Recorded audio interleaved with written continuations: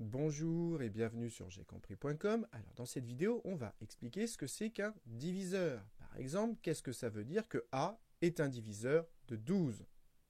Alors, pour savoir si A est un diviseur de 12, eh bien comme son nom l'indique, on prend 12 et on fait la division par A et on regarde si le reste est 0 ou pas. Par exemple, est-ce que 4 c'est un diviseur de 12? Eh bien je prends 12 et je le divise par 4 et je regarde le reste. Donc, allons-y. Dans 12, combien de fois je peux mettre 4? Eh bien, 3 fois. 3 fois 4, ça fait pile 12. Et 12 moins 12, il reste 0.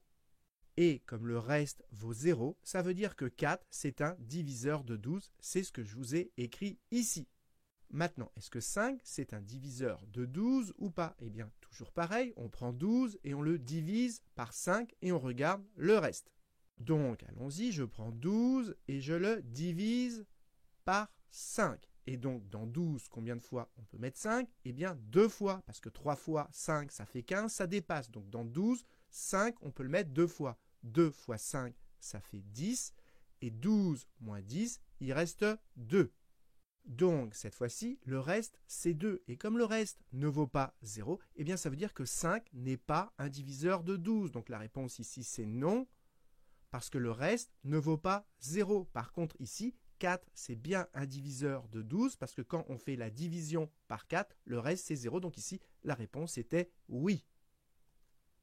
Donc, première méthode pour savoir si un nombre est un diviseur de 12, vous prenez 12, vous le divisez par ce nombre et vous regardez le reste. Si le reste vaut 0, ça veut dire que ce nombre c'est un diviseur de 12 et si le reste ne vaut pas 0, ça veut dire que ça n'est pas un diviseur de 12.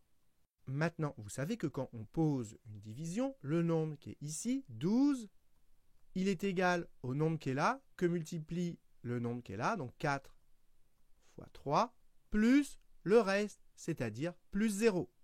Et comme le reste vaut 0, rajouter 0 ici, c'est inutile. Et donc, ça veut dire que 12, c'est égal à 4 fois 3. Et ça veut dire quoi? Ça veut dire que si on prend la table de 4 et qu'on fait 4 fois 3, on tombe sur 12. Autrement dit, 12 est dans la table de 4.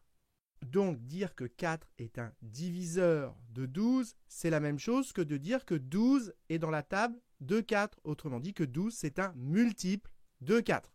Donc maintenant, c'est très important de faire un effort pour ne pas mélanger multiple et diviseur, parce qu'il y a deux façons de dire la même chose. Dire que 4 est un diviseur de 12, 4 est un diviseur de 12, puisque le reste vaut 0, c'est la même chose que de dire que 12, c'est un multiple de 4, c'est ce qu'il y a écrit ici. Donc c'est important, on peut dire les choses de deux façons différentes, mais il ne faut pas mélanger multiple et diviseur.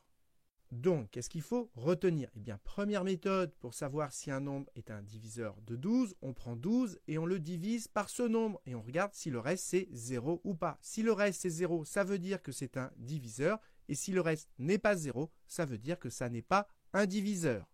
Et deuxième chose à comprendre, comme 4 c'est un diviseur de 12, ça veut dire que 12 s'écrit 4 fois 3. Autrement dit, 12 c'est un multiple de 4.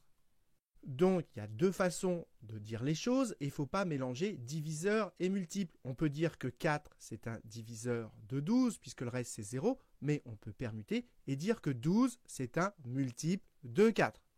Et il y a une troisième façon de dire encore la même chose lorsque le reste vaut 0, c'est de dire que 12 est divisible par 4. Donc au final, il y a trois façons de dire la même chose et faites attention à ne pas mélanger diviseur, multiple et divisible. Dernière chose, moi j'ai expliqué avec 12, mais si au lieu de 12, on travaille par exemple avec 20, c'est exactement le même principe. Si on veut savoir si 4 est un diviseur de 20, eh bien toujours pareil, on prend 20, on fait la division par 4 et on regarde si le reste c'est 0 ou pas. Et maintenant, pour vous entraîner, je vous propose cet exercice. Donc, cherchez-le bien et vous aurez la solution dans la prochaine vidéo. Et en attendant, comme d'habitude, si vous avez apprécié cette vidéo, n'hésitez pas à la partager et à la liker.